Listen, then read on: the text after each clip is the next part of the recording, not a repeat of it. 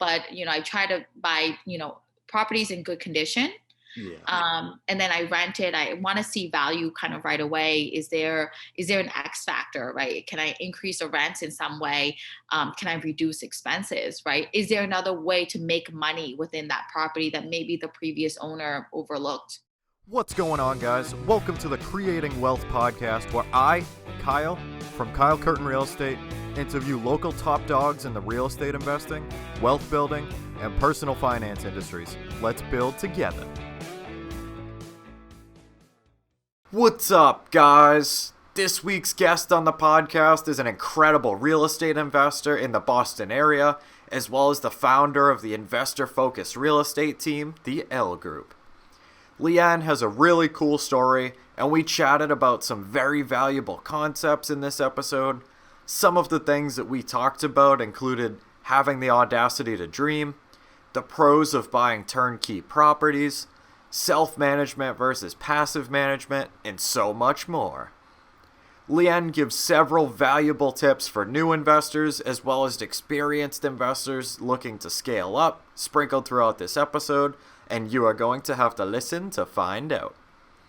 There is so much to learn from this episode, and I hope you enjoy. Let's jump right into the episode. What's up, guys? Welcome to episode 81 of the Creating Wealth Podcast. Today, we get the great pleasure of chatting with Lien Vuong, the absolutely incredible team lead of the Elle Group, an investment property focused team out of Boston, as well as a real estate investor. What's going on, Lien? I'm extremely excited to have you on here. How's everything going? Good. Just got back from a busy day. How are you doing? I hear you. I definitely do. I'm hanging in there myself. Yeah. Yeah. So, to kind of jump straight into things, let's get a little bit into your real estate story and, what kind of gave you the bug and what's kind of your real estate backstory.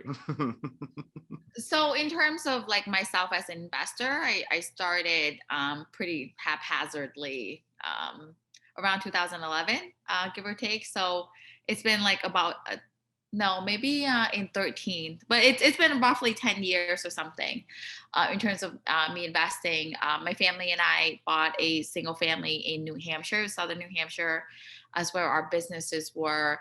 And then it was an REO property, and we just kind of discovered things from there. We did a renovation, and then, a banker knocked on our door and said, hey, have you considered a HELOC, a home equity line of credit? And because we had bought that property cash, we got a cash out, which seemed unbelievable. These are all kind of things that you kind of stitch together. And mind you, these are all as the market was improving, we were coming out of the recession, and New Hampshire's market is definitely much slower than Boston. So back then, we discovered it. And I remember the credit line set in the bank for probably 12 months. It was $245,000 that we bought. The house was $160,000, and we bought, we put in some money. And so we pulled out $245,000 and bought something like 3 multis within 6 months with it. I remember walking a lot of houses, and we're like, what the heck am I going to do? So during that time, really focused in Manchester, New Hampshire, because that was where my family and I were. And then every 12 to 18 months from that, we grew our business. We bought another portfolio, seller financing in Fall River. That was a fun lesson. Some stuff in Fitchburg, that was great too. And then now most of my personal investments are in the Metro West. And then, I'm kind of changing my strategy a little bit, but fairly consistent with the Metro West investments. And my mom has a lot of stuff in Western Mass. That's my investing journey. Wow, that's incredible. Yeah. That's crazy, the amount of markets and stuff. Like you've seen so many different markets, starting up in Manchester and, Boston to Fitchburg to those are some pretty drastically different markets, I know. I just feel out of YouTube university, and trial and error, I'm lucky that we're in this market. And didn't buy something wrong and then like the market changes the next day, right? This market has been very forgiving in terms of some mistakes that we've made. That's just inherently real estate. So yes, I dabble in a lot of different areas, but I try to stay consistent with one of two strategies. And like, that's how I personally underwrite. With regular buy and holds, like the Metro West stuff, obviously cash flowing properties, for the most part, this is in both of the strategies, I buy turnkey or close to it. Like, there's no such thing as completely turnkey properties, but fairly renovated, good to go. I know the things that I could handle if something went wrong. But I try to buy, properties in good condition. And then I rent it. I want to see value kind of right away. Is there an X factor, right? Can I increase the rents in some way? Can I reduce expenses, right? Is there another way to make money within that property that maybe the previous owner overlooked, right? And then I'm really expanding on my Airbnb portfolio.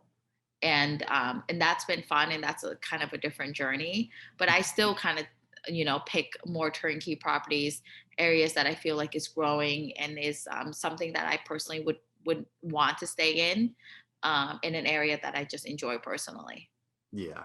No, I totally don't blame you at all. And to your point earlier of like, I don't know, I just can't keep thinking, I can't stop thinking about like that first home equity line, off of like that first property. And like, I can just imagine like all the like possibilities like running through everyone's heads and everything, like, seeing this like, crazy cash out and like all the possibilities of like how to grow this further. And like, that's insane, and then to kind of jump like all the way in and keep picking up multis, in a pretty quick amount of time. I bought in 21 5 properties. So it was like I was always under contract.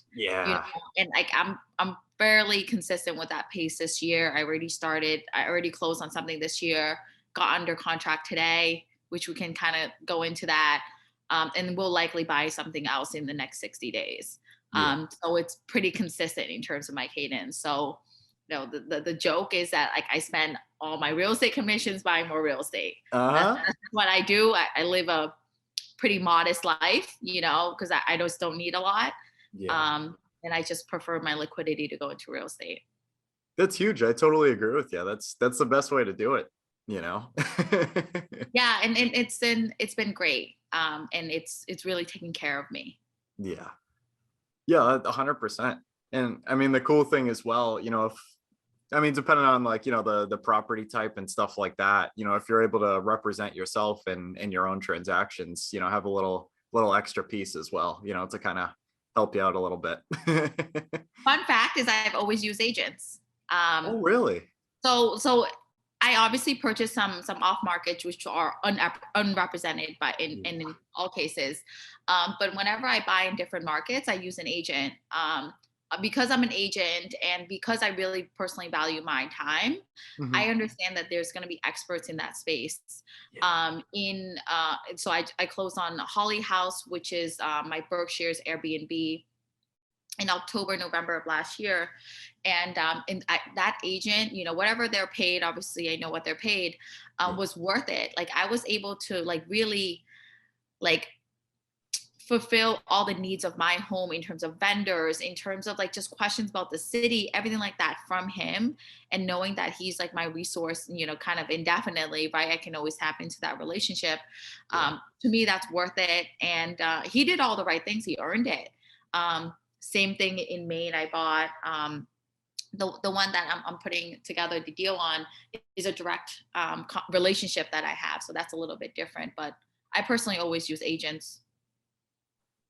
That's genius. I love that so much, honestly. And like, that's probably one of the first times that I've heard that, you know what I mean? Like, I mean, it just kind of makes me think of like that, like, who, not how concept of like, like you could either, spend a bunch of time like learning about the market and like, getting to know contractors over there and, a bunch of that, type of thing. Or you could just go to someone who's already an expert in that area, save a bunch of time, and could potentially like totally change things. And Yeah, I mean, awesome. and I see that in myself in terms of value. Like, somebody can call me and ask about, hey, this strategy, and I can poke all the holes in it, because I'm like, well, that's realistic, that's probably not realistic, and give them like very granular details about neighborhoods, about strategy, niches and things like that. Because if I haven't deployed it myself, I probably have witnessed a client that's done it or have some sort of touch with it, that I can definitely give them some active feedback. Yeah, And it's because I know Boston really well, and I can definitely tell, like, say confidently that, I'm able to provide that value in this market. of course. It's absolutely huge. Mhm. So what kind of got you into like the Airbnb space, after, like some buy and holds and Airbnb is like another like fun thing that I fell into. And it's always like embracing certain challenges and like frankly approaching things in like a really solutions oriented way rather than problem oriented. And that's what I frankly advocate to my agents all the time. Like, don't bring me problems, bring me solutions. I think that's really important. So how I got into Airbnb was that we in my family and I's like, journey of finding just like properties, we spent a decent amount of time in Florida.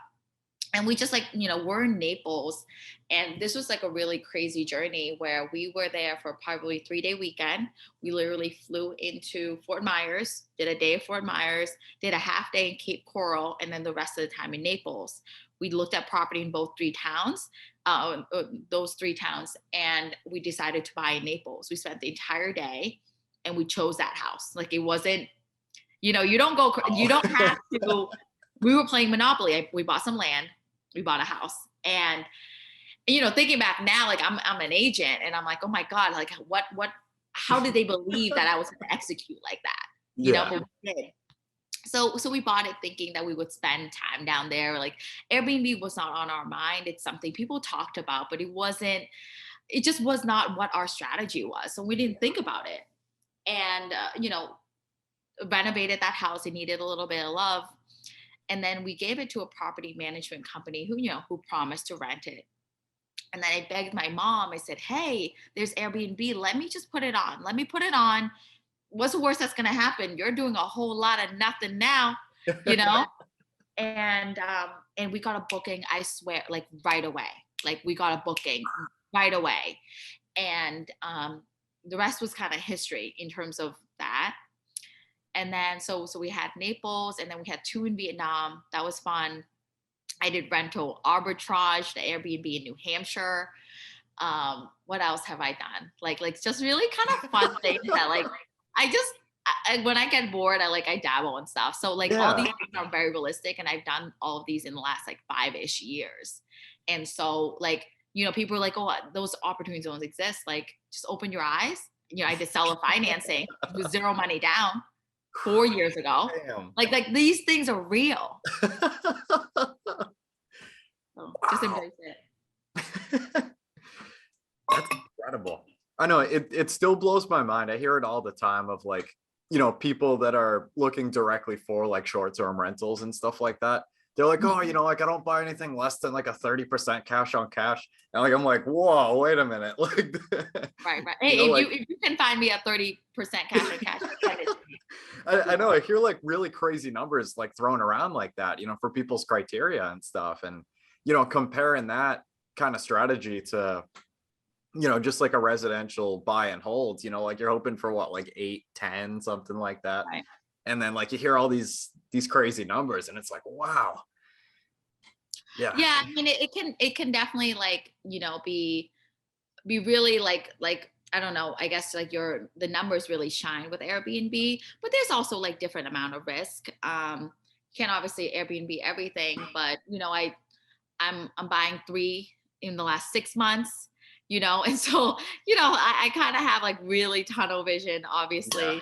Well, everything that I like, I just like kind of go for it. So that was like, Holly, and then we're launching Moose House soon, and then we'll have Anchor House, and then we're managing an Airbnb for a client of ours too. Wow. Yeah. So is that kind of like, one of the things that you guys like to do is kind of pick like a theme like for each of your properties and kind of like tailor it, you know, kind of more to like a theme kind of thing, I guess. Yeah. So with Airbnb, the brand is called Stay at Our House, and it's myself and Andrew O'Kane who are co-founders. In terms of my hat, I'm mostly acquisition. Because I'm a real estate agent, I kind of have these some of these skills and market knowledge. I usually am identifying properties and kind of like, negotiating, and like I do a lot with vendor relationships and like cleaners and like handyman, etc.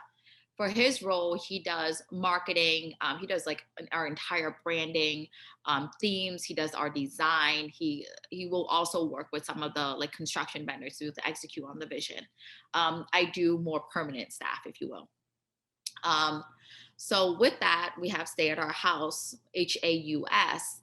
And so we decided that's our brand, is Stay at Our House, and then Holly House in Holly, Massachusetts. Moose House, which is in Moosehead Lake, Maine. Nice. We have the management one. We're still playing around with that, but it might be one of two names: Stoutman House or Charlie House, because it's in Charlemont, Massachusetts. So Charlie House, because Charlemont is not really roll off the tongue. Yeah. And we're finalizing the details, and hopefully by the time this comes out, it will be all buttoned up. Yeah. But at another house in New Hampshire on the water. That's super cool. Holy crap. Yeah. Woke up today, bought a house at 6:30. Yeah. So Lien, what's kind of like your drive and your vision like for the long term? Big question. I have a lot of lofty and realistic, but big goals for the Elle Group. Yeah. I'm a team lead, and I obviously service a lot of clients, and like I support my team members to be able to expand on their business and help a lot of clients to be able to execute on their plans in Boston. So we have a big goal. Our goal is 100 million of production this year. We look to be a $250 million team by 2025. 25. I figure that's a nice match. So that's our goal as a real estate team. For myself, by 35, because I'll put this out in the universe, so then you guys can be my accountability partner. I want $2 million of gross rental income by the time I'm 35, which will be in 2025. Yes. So that is my goal. I'm somewhere along that goal and that journey. That's me personally, or that's, I guess, like professionally and like, my investing goals. Yeah. Wow. Absolutely love that. Yeah. Like I just have a spreadsheet. The spreadsheet says road to 2 million. It used to be 1 million. Now it's 2 million. Hey, you got to raise the bars, right? Yeah, of course. It's fun, because you don't net as much as you think, Yeah. so Definitely. I guess I'll pay the bills. Yeah. Yeah. I know. I love that so much. Is a spreadsheet kind of like the way that like works for you best to kind of like, track, I guess, like the metrics and stuff for your goals? I have a huge whiteboard that's off in the corner over there with a million things written on it. It doesn't get updated that often, but like spreadsheets are a little bit better because they're obviously interactive. Yeah. I'm a very visual person, and so I like to be able to kind of go back and forth and try to execute that way. I think I use I try to use Excel. I think that's a good metric. Yeah. Oh, excuse me. Yeah. No, I totally agree. It's and write random things on my mirrors. Yeah. I know, you should see the notes in my phone. It's bad. Oh, there's an idea. Right. I know it's kind of interesting though. I mean, especially for, a lot of the people, that were around, a good amount of the time, and, just trying to like keep everything aligned and like keep your vision straight and like make sure you're on the path to the right thing. And like, like I've tried a couple different things, when it comes to like, like writing down like goals and like affirmations and stuff like that. And like, it's always been interesting because, you know, some stuff works for some people and like it doesn't really work for others, and kind of finding like, you know, what the best way is for you and everything. And it's a little bit tough, but there's definitely, you know, a lot of options. Yeah, I mean, I'm definitely a believer in terms of like, strengthening my circle. You're the average of the, 5 people you surround yourself by. I'm definitely a subscriber in that, like, thought process and that belief. So some of the ways that I'm able to keep on track with my goals, and frankly expand on some, because like it's like some what's on my board right now is the Audacity of Hope, which is obviously Obama's book, but it's more than that to me. What it's like to me, what it means is like I have the audacity to dream, to hope, to want for more, like the audacity, because people just don't think that they even have a right to dream further, and said, you know what, I can, because I want to, and I have the ability to achieve it. So I have the audacity. That's what it means to me. That's huge. Definitely. Yeah. But, I try to keep a really strong and tight knit circle. I'm appropriately, social is why I like to say, like, I'm out when I need to be, but, try to kind of stay within your circle whenever possible. But I'm in a great development group. It's a professional kind of like networking and mindset group called Level Up. They're out of Greater Boston area. And that has been, really tremendous in terms of my personal growth as well as professional, because they challenge you to kind of think about a different lifestyle, a bit different dream, a bigger dream. Like, hey, let's just kind of go for it. And we empower and strengthen each other. Yeah. It's absolutely huge. I totally agree with you. I mean, like, surrounding yourself with the right people has definitely, played a very, very big impact, and, kind of started things off for me and in the bigger picture, and it's like, it's crazy, like how much you can tell the difference of, I mean, even like on a lot of different levels, like say, like you're just going through a transaction, like as an agent, or like, for one of your own properties or something. And, some kind of weird case comes up and you're like, oh crap, like, this could totally kill the deal, or like it could be okay. And then all of a sudden, once you're able to ask like a couple people in your circle about it, they're like, oh, I've dealt with that like 10 times. Like, just, do this, offer this, like, see how they feel about that. And then all of a sudden, like, a lot of your problems aren't really problems anymore, and like, Sure. Yeah, sharing that with the right circle, I think is really important, especially, when you go like, agency issues where it's just like, the BS of it. Having a safe space to like just share some of those thoughts, frustration, strategy, I think is really important. Yeah, definitely. And to your point, of something you said a second ago, of being able to share these things with the right people, because this is something that I've definitely kind of experienced. And I can't really go into detail much, I guess, so to say, but basically it's really, really important,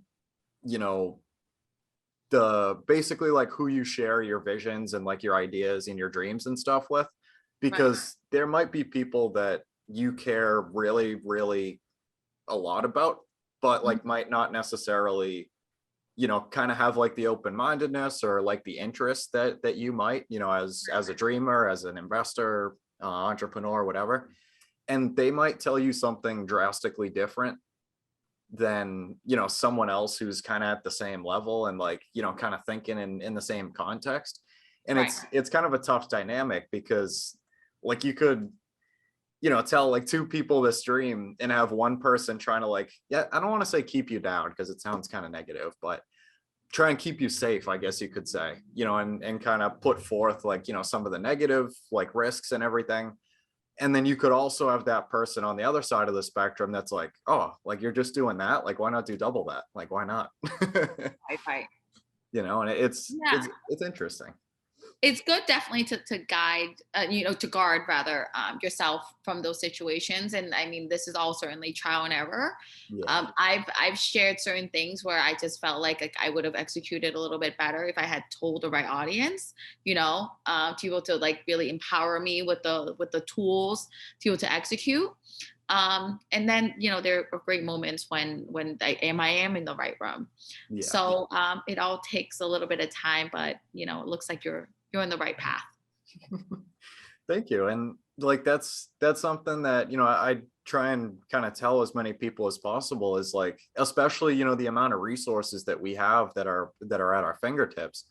Like literally anybody can grow your circle as big as you want it, through like Biggerpockets and like social media, especially like like Instagram, Facebook, like all these kind of things. Like, and like, Yeah, it's crazy how like, because sorry to cut you off, like these relationships that you have, quote unquote, but like you've never met them. Or you're talking to them like we're buddies, exactly. And I definitely have like that. I'm like, have I even met them? We're friends now, and like we chat, we obviously text, sometimes we Zoom. But it's really funny that way. I know it's crazy, and like you might not even have to see these people in real life. Like they could be on like the other side of the state, or like, if it's like a mastermind, like they could be on like, in California or like Oregon or something like that. And right, you just hit it off with people so well, and just kind of egg each other on to keep moving forward. And it's so valuable. Yeah, we have our, like, the team has its own mastermind, so we follow like a team, like a building goal building tool. It's called Four Disciplines of Execution. It's a book. It's called 4DX, abbreviated. And we, that's our mastermind. We meet every Wednesday morning, and everybody has like a goal, a lead measure. So we have a WIG, which is your wildly important goal. You have that's 100 million, and then we're able to support each other and say, hey, you're responsible for X, like, what have you done? But it doesn't feel like it's an obligatory item, to be able to check off. These are all like, really collaborative goals that we have together, and like we're always supporting each other and helping each other in some way. Yeah, they're absolutely huge. You know what I mean? And it's yeah, totally just forgot where I was going with that. But no, it's funny you say that about, like sometimes, those kind of things can be like, the quote unquote, like obligatory, like, oh crap, like I have to do this, like, that kind of stinks. But, with some of those kind of things, and like, the masterminds, and like, if we're starting meetups, or, just kind of like team base, like, things to do to grow, and it's like, it doesn't feel like an obligation, it's more of like, like, yeah, there are stuff to do, and like, you might have another checklist to do, but one, it's usually really fun, and two, multiple people are growing at the same time. So it's like, you definitely feed off the energy of the group or the people in the room. Yeah, I totally agree. So Lien, I do like to ask this question to everybody, because I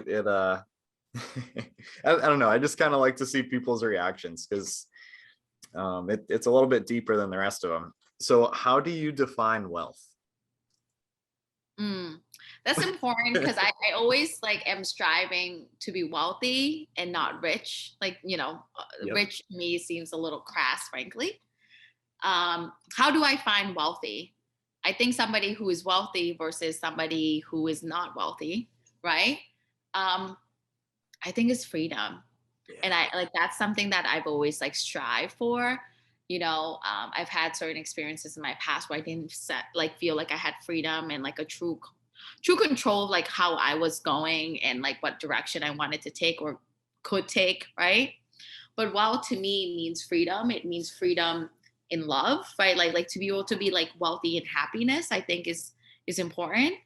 Like you have like an abundance of it, like that. I love you so much. It doesn't really matter what I share, that like there's so much for everybody.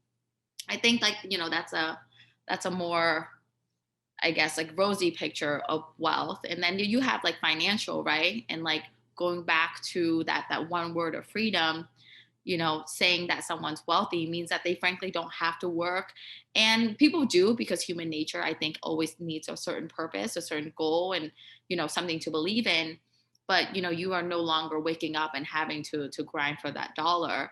And you do something just to support your mission, sometimes that work needs money, because nonprofits need money to be able to move forward.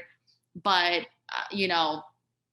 having that freedom, that wealthy mindset, allows you to make decisions, not specifically financially driven. Yeah. No, I absolutely love that.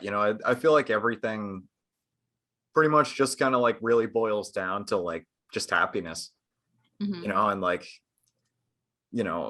like if you are able to, like buy enough rental properties or start that business or, do whatever you have to do to be able to get into like, a financial position to be able to, have more time and stuff on your hands.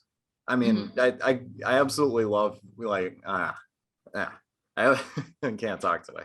I absolutely love when people use that word abundance, like just because I feel like it's so big in like a lot of different contexts, you know what I mean? Like if you're able to have that financial aspect and be able to create that, now you might not have to work that 9 to 5 job and everything that you absolutely hate. And, now you're able to get your time back. And now, all of a sudden you can work out at 10 a.m., on a Tuesday, you know what I mean? And be able to, like see your son's game or something at like 4 o'clock in the afternoon or whatever the case is. Yeah. And I feel like it's so important, to basically just kind of shoot for that and have that kind of mentality, because it's like one thing too is like, it's more possible than a lot of people think, Right. and like there are lots more people out there. I feel like even like that are close, like walking or like driving distance that have done this kind of thing. Like it's more possible than what people think. It's just so untraditional that like people think you're absolutely crazy, if you kind of tell I guess like not the most open-minded people. Yeah, I mean, for the most part, my circle has always been like entrepreneurs, like like self-employed people, and so like that's always has been like kind of a do or die, environment I've been into. So for the most part, anyways, I definitely have friends who are regular W-2 and stuff like that. But I for the most part, surround myself with those types of people who are open to this idea. I mean, because I also talk about it in a really realistic way, and I just explain it to people. I said, "Hey, listen, you got X amount on your mattress. Like, what is it like literally doing for you? You know, and like you can do this, and it becomes, a residual and like etc." A book I think about a lot is The Richest Man in Babylon. Yeah. You know, Yep. and that's such a short little read, but it helps me to visualize that like money should be your slave, and your slave should bear children, and like and have more for you, Yeah. and so and work for you. I think that was the quote. But that's just something really important to remember, is that money's a commodity, right? But it's a tool. Like you should be able to use that tool to satisfy whatever you need. Yeah. No, there was an analogy. I probably got it from a book, or it probably was a book that I heard a couple years ago. And it was basically to your point of like, money being compared to fuel, like gas, Mhm. like, oh, like how, like if you use, you know, gasoline, like you can put it into vehicles, which like a car, or it could be, like stocks, real estate, whatever, to drive you to your vision, or like you could just let that gas, like, sit in the fridge and like, for years and years and nothing happens. And, you're still at the same place, because you never got in the car to drive anywhere. And Yep. it's just like, ever since like somebody told me that, I was like, whoa, like it's a mindset change. Yeah, I think it's definitely seeing how actually frankly it's pretty simple. Yeah. Yeah. I know, and it's kind of interesting, like kind of how simple it is. Like even to like the rich dad poor dad type of mentality of like literally, you know, assets and liabilities. And Right. like I don't know, like it boils down, in such a way like that it's so simple, but like the vast majority of people like aren't doing it, and it's interesting to see kind of like how generations have um just kind of followed the stream, I guess you could say, and, not really bat an eye. And then like all it can take is that one person to actually start to question things. And then, you find this abundance of information, and, it's crazy. Yeah, but I mean, I think everyone has a different risk tolerance. And like, in talking to a lot of different people call me about real estate, people call me talking about, something else. But, Yeah.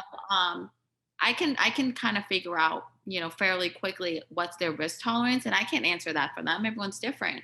But Yeah. like, in the example of myself and my brother, right? We grew up in the same environment, more or less, right? Like same household, same family, everything. But my brother is a policeman, and he loves like collecting his check and working overtime, and just being able to show up and know that he's able to get his money. Yeah. Inherently, because my mom does real estate, I do real estate. This isn't like a secret code to him. This is very obvious, Yeah.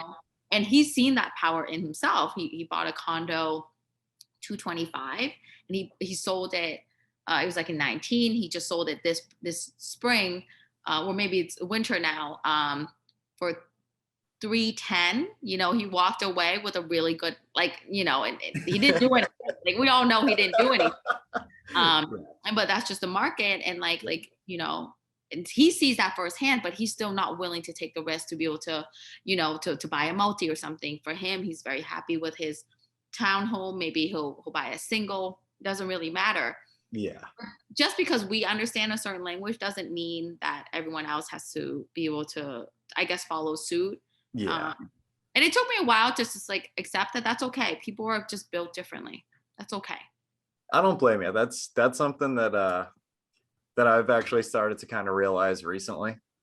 Is that even though like, we might eat, sleep, and breathe real estate, and like it's like the craziest thing, and we love it so much. It's like other people aren't going to feel the same way about it.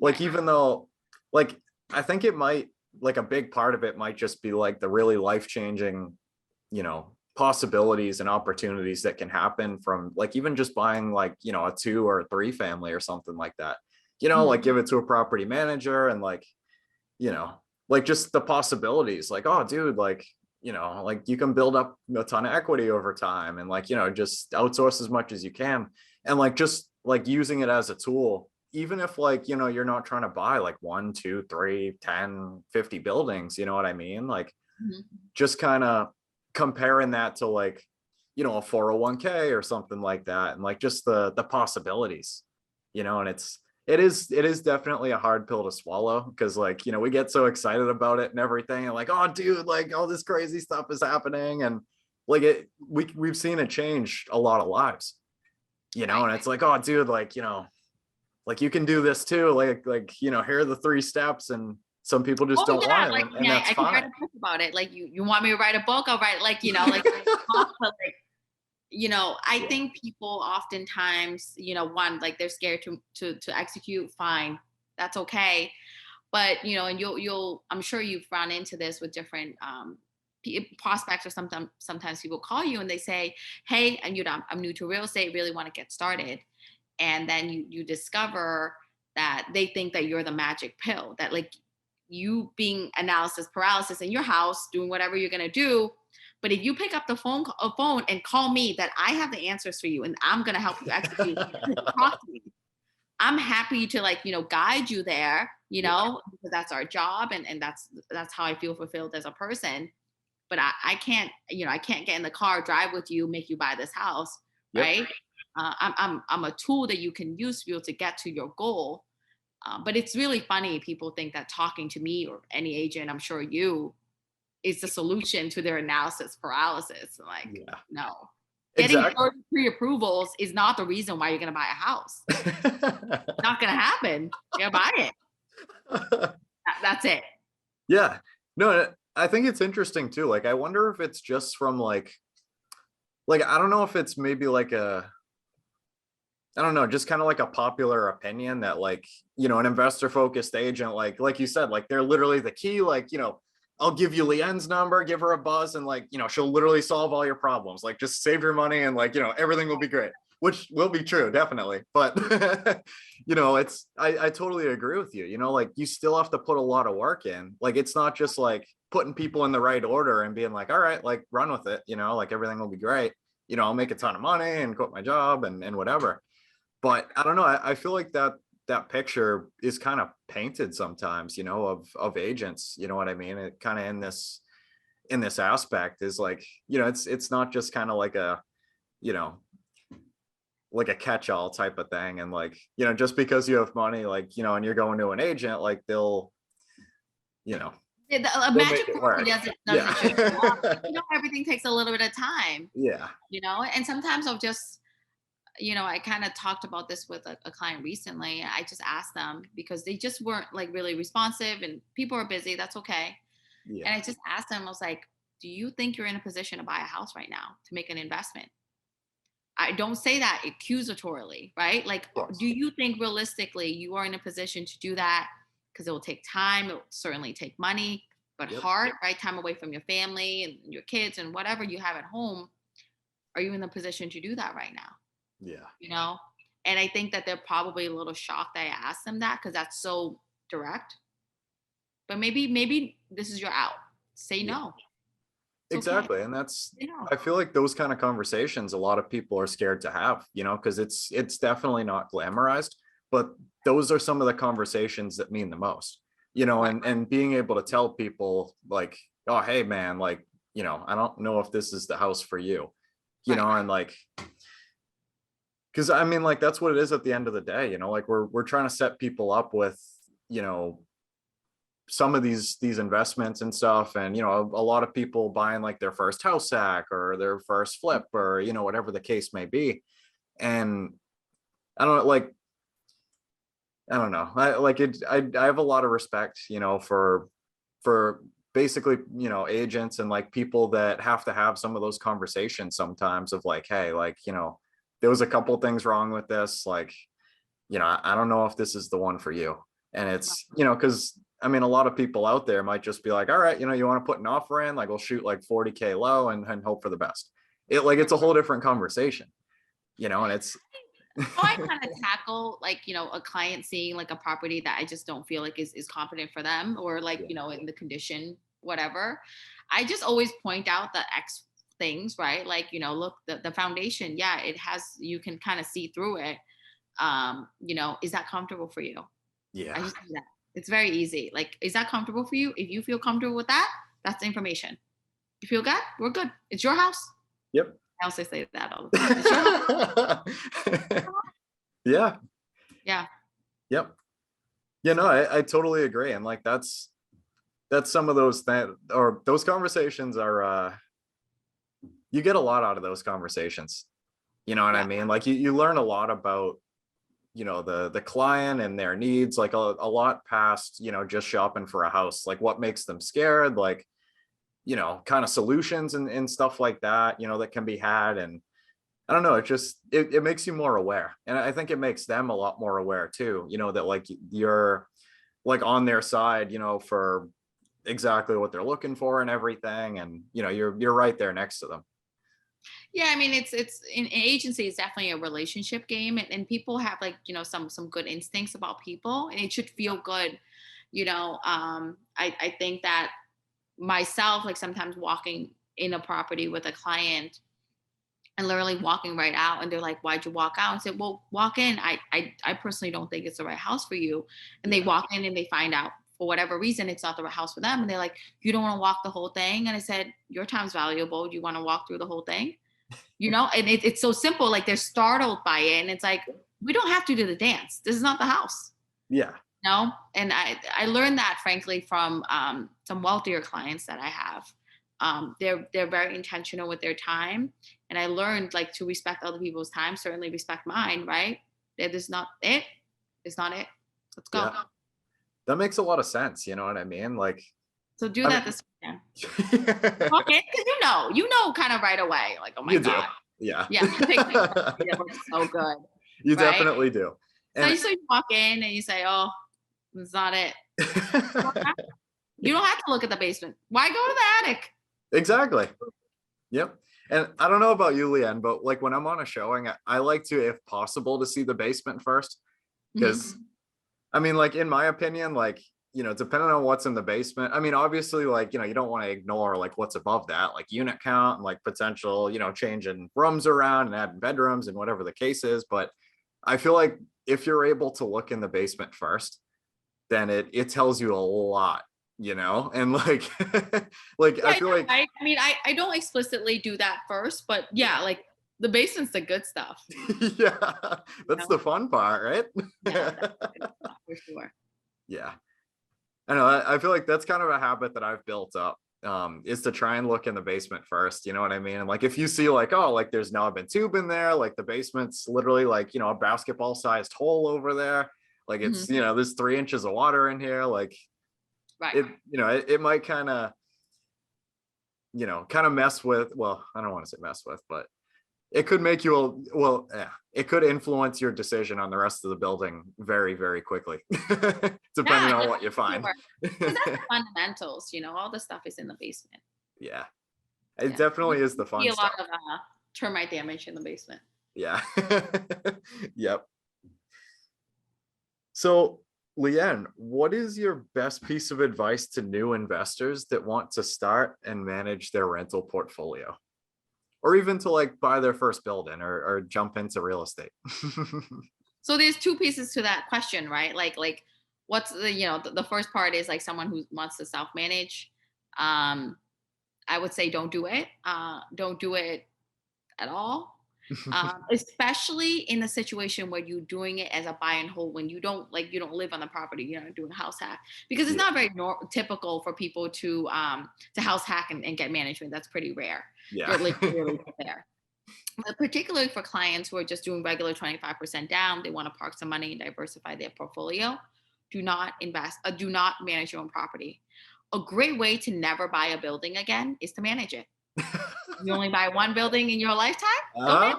That is it. That's it. There's no secret sauce there. And like I found that, like, I've learned this lesson 1,000,001 times. Oh, it's gonna be different this time.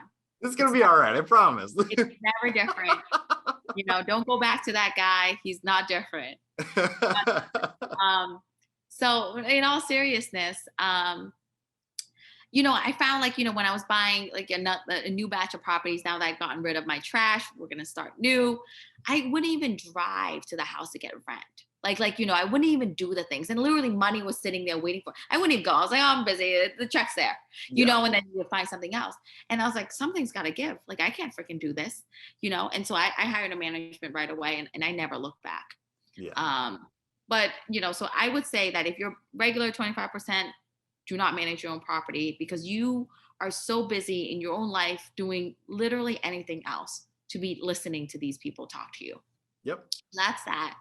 I think the house hacker should manage your own property, simply because there's just so many things about the house you don't even know. There's no inspector that can teach you about the actual property, like, how to tinker and things like that. There's no agent that can really guide you in terms of these conversations with tenants. You can read. The experience is gained through like landlording, right? So I would definitely encourage it. And then obviously once you move out, to like really remove yourself from that situation, and don't answer the tenant's texts. In terms of like a newbie wanting to really get started, I think, depending on where they are in their like investing journey and like how financially competent they are, some people starting at 18, like, discover this thing now that we have like Biggerpockets and YouTube and stuff.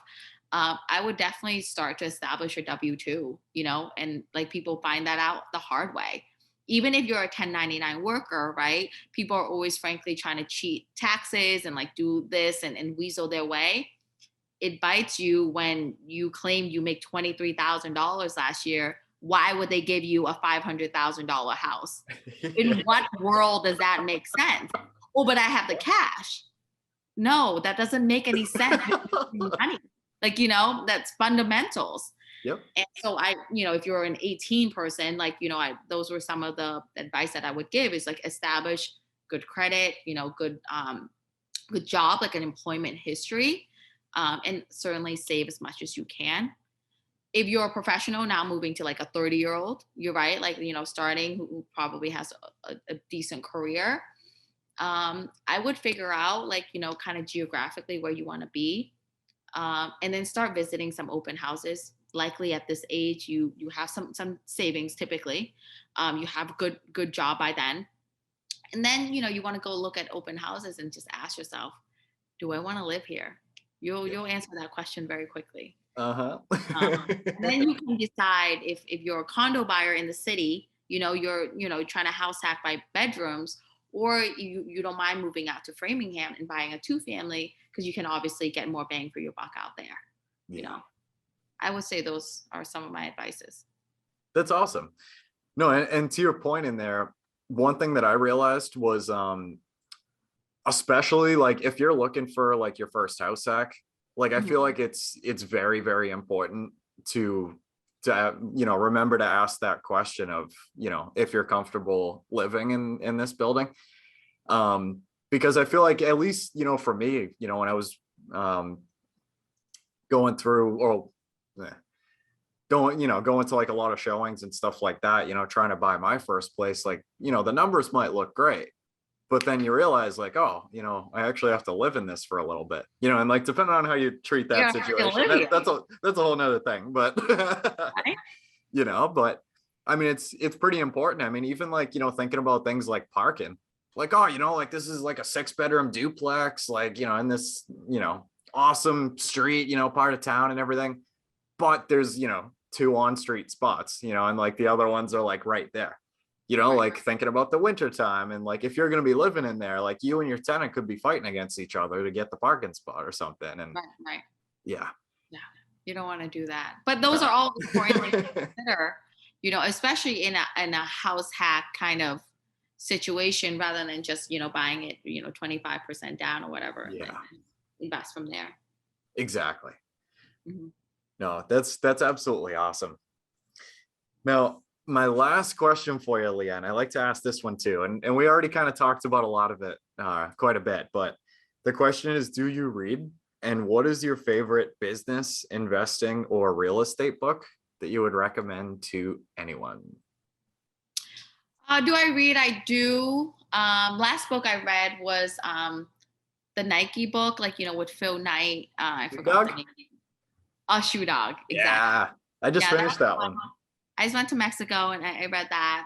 That was a good one. I'm about to get into. Understanding Michael Porter is a recommendation from a friend of mine. It just talks about like business and competencies and advantages, and it's very much like a dense business book. So I've been frankly procrastinating reading it, but it's one of those things, you exercise, drink the juice, like, you're supposed to do it. Okay, I'll do it. So I'll do it. I promise I'll do it. I am procrastinating on that. I say, some of the fundamental books that I've read that I feel like is like, your like absolute core of like, business 101 and just life 101 is certainly, Rich Dad Poor Dad, which is, our Bible, Cash Flow Quadrant, I think is really important book, Richest Man in Babylon, which I talked about. It's what is this book? I think it's called The Power of Habit. It talks about Keystone Habit. It has a yellow cover. I think it's called Power of Habit, and that was really great. And that was something that fundamentally changed my life. Knowing that there's a keystone habit, and like that will basically expand out into like all the improvements of your other life, other parts of your life. That's been really good. I haven't read that like the 10x one that you mentioned earlier, like the 4 4 disciplines of execution. That's a dense book. That's a book that you want to read. You probably want to reread. But I like The Thin Green Line. The Thin Green Line talks about wealthy people and not their privileges, but it talks about basically equity, generational equity, and like, you know, the things, let's say your grandfather did that really built the right foundation for you to be able to like get to today. Yeah. And your position in the world, you know, because all of our ancestors have created opportunities for us, right? And so the Thin Green Line is a good book. That sounds like a cool one. Yeah, there's a couple. They're like good little reads. Yeah, there's a couple in there that I'll definitely add on my list. Yeah, those sound great. Yeah, but yeah, thank you so much for coming on here, Lien. That was absolutely awesome. Where on like social media and stuff can you be found? I'll drop everything. Social media, it's just my name, Lien Vuong _. On LinkedIn, Vuong, LVUONGL. I think it's _. There's not many Lien Vuong, so you should be finding me. And no, you can't, because I'm probably doing a bad job being a real estate agent if you can't find me. And then email is lien@theellegroup.com. Awesome. Yeah. Guys, definitely reach out to Lien. Again, thank you so much for coming on here. All right, guys, that concludes our Creating Wealth podcast episode for today. I want to thank every single person that has listened this far. It really means a lot to know that people can learn from me and with me as we build wealth together. Hopefully you could take home at least one thing from this podcast that will improve your life just a little bit. If you could, please check me out on social. That's at Kyle Curtin Real Estate on Instagram, Facebook, and I'm on Biggerpockets. Until next time, let's build together.